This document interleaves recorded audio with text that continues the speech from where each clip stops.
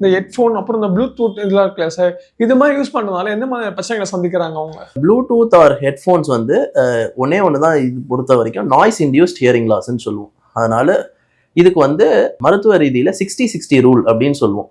நார்மலாக உங்களுடைய ஃபோன்லேயோ இல்லை ஹெட்ஃபோன்லேயோ இருக்க வால்யூம் 60% தான் இருக்கணும்.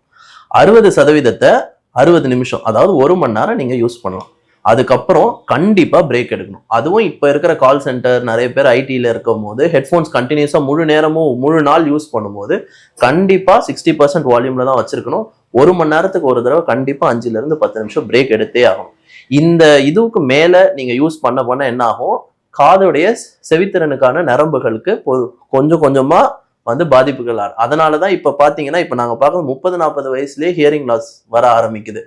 ஒரு 10 வருஷம் முன்னாடி வரைக்கும் பார்த்தீங்கன்னா 60-65 வயசுல இருந்தது. இப்போ ஆல்மோஸ்ட் 30-40லேயே நிறைய பேருக்கு ஹியரிங் லாஸ் வர ஆரம்பிக்கும். இதுக்கு காரணம் இதுதான். இந்த 60-60 ரூலை ஃபாலோ பண்ணால் மேஜராக நம்ம ஃபாஸ்ட்டாக இந்த செவித்திறன் குறையிறதை அவாய்ட் பண்ணிக்கலாம்.